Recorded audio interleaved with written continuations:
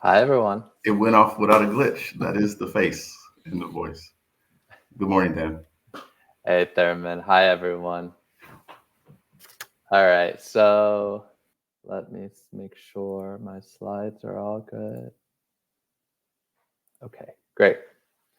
Okay, so hi, everyone. My name is Dan Semenza. I am the Director of Interpersonal Gun Violence Research here at the New Jersey Gun Violence Research Center. I am also an associate professor at Rutgers University, both in the Department of Criminal Justice down at Rutgers Camden and in the School of Public Health up at Rutgers New Brunswick. And today, I have the pleasure of being able to share a little bit about the research that we have been doing over roughly past the last year since we last all came together for Research Day. And some of the research that we are doing moving forward, roughly in the next year or so. I'm going to focus mostly on the research related to interpersonal violence research, and then I'm going to hand it off to Dr. Anestis for a quick overview of what is getting done and what has been getting done on more of the suicide side of things. So let's jump right into it since I have about 15 minutes or so. I want to first talk about a little bit of the recent work that we've done. And I cannot do that without completely hyping the research team that we have here at Rutgers at the GBRC. I think one of the most wonderful things about this center and getting to be a part of it is the trainings that we have, both doctoral students and postdoctoral students. And so Devin Zeminski, Jen Paruk, new addition to our team, Brielle Savage, and Naja Baker. These are just some of the folks who have worked on the research that I'm going to share that has been done over the last year. And I really just want to give a shout out to them, thank them for all of their hard work so that we can really talk about what they have done. Okay.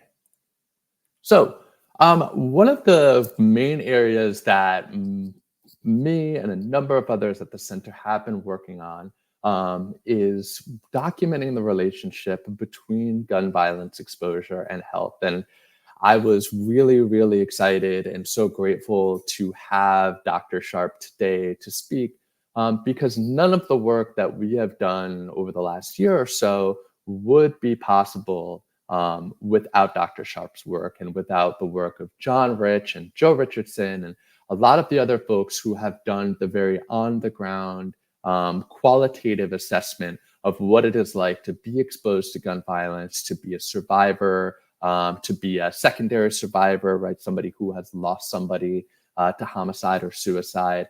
And so a big part of what we have done over the last year is trying to expand that work to a kind of larger, more quantitative scale. And in order to do that, we started off, Mike mentioned this very briefly, we started off with a nationally representative survey of both Black and American Indian and Alaska Native folks.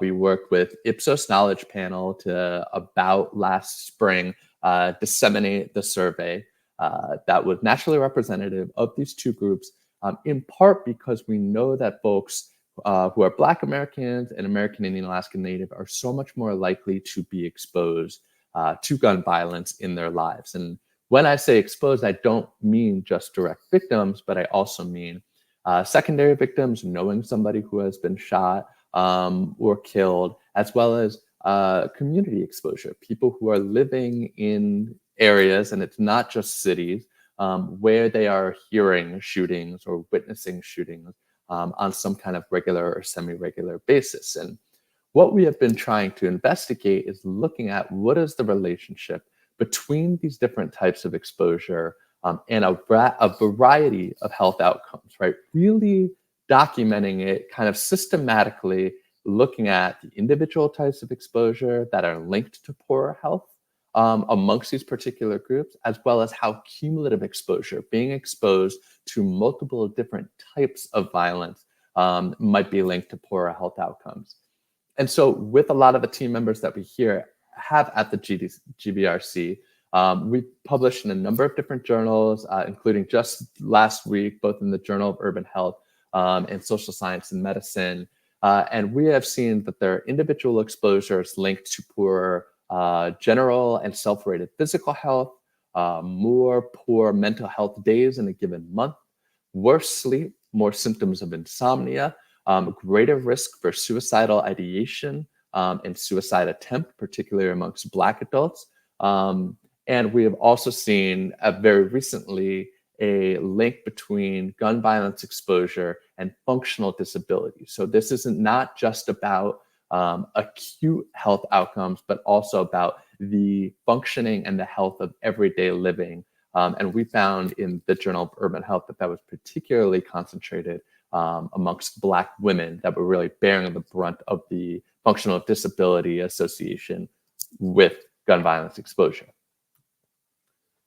So we've been doing some of that at the kind of individual level, but we also have what I've come to call the Survivor Cities Project. This is an NSF supported project over the last year. We have another year to go on it. That has looked at gun violence and health in 100 US cities over the course of 10 years. And within those cities, about 16,000 neighborhoods. So we're looking at all this data, pulling it from the Gun Violence Archive, pulling it from the CDC, from the American Census Bureau, to understand the kind of community level predictors of gun violence, but also the longitudinal relationship between gun violence exposure and poor mental health. And so we published a couple articles on this, including one in Social Science and Medicine just a few weeks ago, showing that over time, gun violence exposure is linked to poor sleep and poor mental health at the community level across census tracts. So the proportion of people who are dealing with poor health in these places, and that mental health and sleep are then linked to one another, right? So it creates this kind of loop where you have greater exposure to violence, poor mental health that loops back into poor sleep, and then those two affect one another. So we'll be continuing this project to look at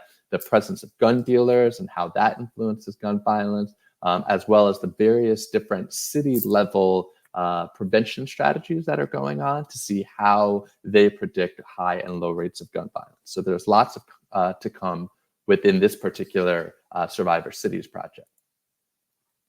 But it hasn't been just the stuff that my team and I have been working on. Naja Baker, who is a postdoctoral fellow and moving on from the Gun Violence Center soon, unfortunately for us, she has been publishing a number of studies on the needs of violently injured Black men in journals like Child Abuse and Neglect and the American Journal of Men's Health, looking at narratives around adverse childhood experiences, particularly amongst Black men who have been violently injured, and then also perceptions of manhood and masculinity among men who have been disabled because of violent injury. So Naja has really been leading that work, and I think is going to be, a continuing leader in this field moving forward.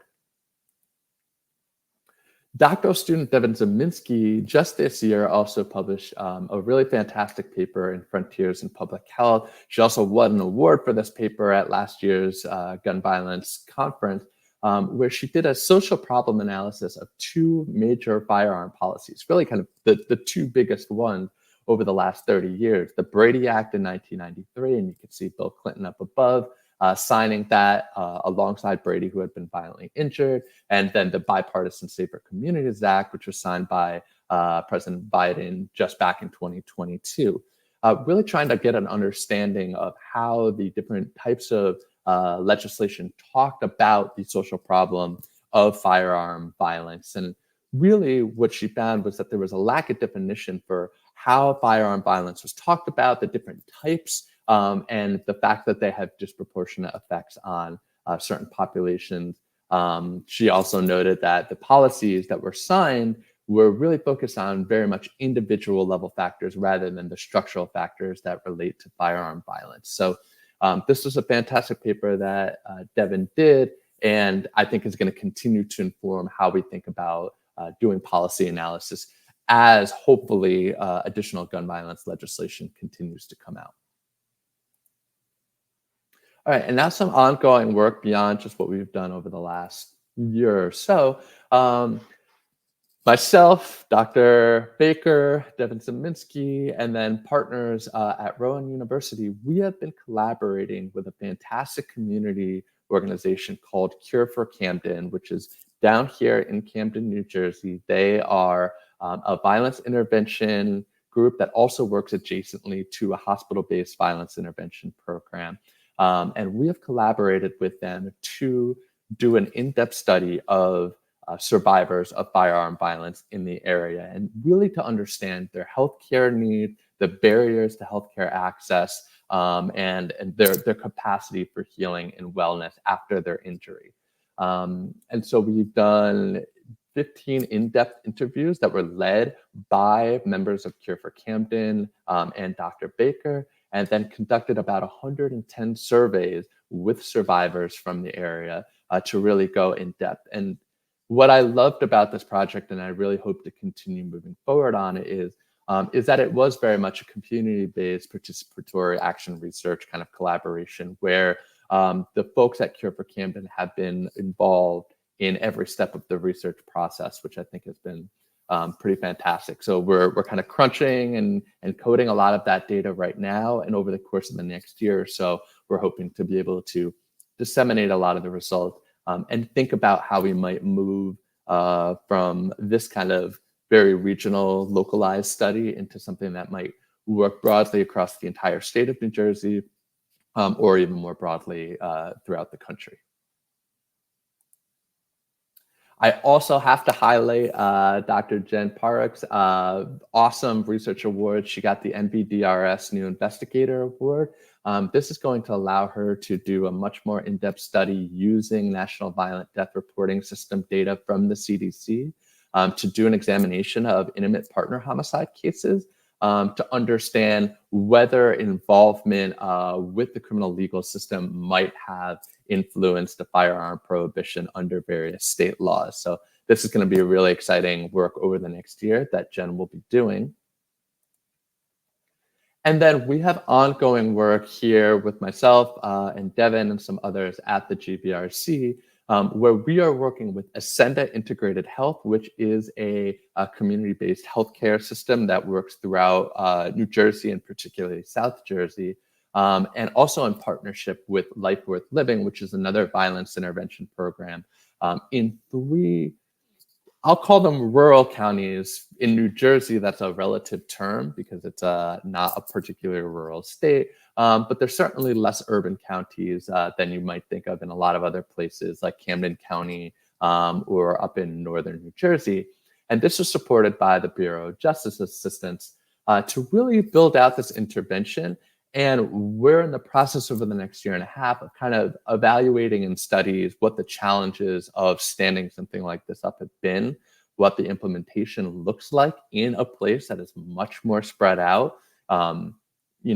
We're learning some fascinating different strategies that the folks at Life Worth Living are using, everything from doing interventions at bars and barber shops to going out and buying wings and sitting down with chicken wings with folks that might be at risk for getting involved in violence and kind of doing interventions that way. There's all of this stuff happening that I think needs to be documented and evaluated. And that's kind of what we're doing right now, because I think there are a lot of unique challenges, but also opportunities that we're seeing to operate violence intervention in a new and different way in small cities and towns. And then the last thing I want to highlight is a project that I am just a small part of as a co-PI along with Purdue, Penn State, University of California, San Diego. This is really fantastic opportunity called the Proto-OKN, or the Prototype Open Knowledge Network. This is a collaboration with NSF, NASA, NIH, NIJ, NOAA, and USGS. We have funding in collaboration with NSF and NIJ to build out a data infrastructure or what's called a use case node that would be a part of a much larger knowledge and data network throughout the US government. And we're particularly focused on documenting and creating software related to non-fatal firearm injury. In just the last year or two, it's been amazing. The mapping that's come out, the TRACE, the Gun Violence Archive, has really stepped up in terms of documenting firearm injury, right? Non-fatal death injuries. But we're working as a part of this team in this much larger investment to hopefully build a longer term infrastructure for this kind of data and documentation moving forward. So this project just started 6 months ago, but look out for that over the next year. And for those gun violence researchers and practitioners, you're probably going to be getting an email from me hoping to do some kind of prototype and get your feedback on it moving forward. But of course, we have plenty of more data coming. As we speak, data is being collected. I mentioned that we had done a large data collection among Black and American Indian Alaska Native adults. We have expanded that out and are now doing a national study of gun violence exposure and health across racial and ethnic groups. We'll also be able to measure frequency of gun violence exposure beyond type, recency, magnitude, and also looking at exposure both through traditional and social media. So really expanding a lot of the documentation we've been doing to try and understand what gun violence exposure really means for public health and what these much broader impacts are that Dr. Sharp talked about. Documenting this in a large national sample is going to be the focus moving forward. And with that data, we'll also be doing some in-depth analysis of a number of firearm storage behaviors, willingness to use temporary methods, communications and messaging about secure storage. I know that Mike is probably going to talk a little bit about that, but I did want to highlight that as well. Okay, so that is my time. If anybody has questions or wants to get in touch with me, please feel free to do so. I think we have Mike coming up next, who I'll hand it off to talk a little bit about the research that we are doing in terms of firearm suicide here at the GBRC.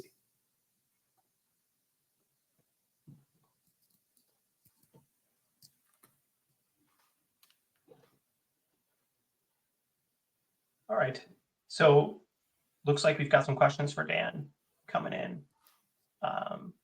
Dan, first being, is the gun violence survivors in Camden study inclusive of minor youth under 18 years old? No, it is not. So the study that we've done has only been on adults for a variety of reasons, in part because from a research perspective, we just have to make sure we're being really careful when we are working with survivors. But also there are plans to hopefully expand the study regionally in Camden with youth, as well as I'm hoping to be able to expand some of this work into Philadelphia as well. For those who don't know or aren't from South Jersey, you have Camden here, you've got the river, and then Philadelphia is right over the bridge. So when we talk about the area and the region, Philly is a very big part of what we're talking about when it comes to gun violence in the area. And I think that we need to be more inclusive of that region as well. So I know that there are Philadelphia folks here on this call. Please also look out for that as well. Okay. All right. Well, I think that might be the last question we had coming in. So Dan, thanks for coming in and filling in folks on what we've been doing on the interpersonal violence side of the shop. And I think in a moment, my slides are going to pop up. I'm going to give you guys a pretty brief overview of some of the work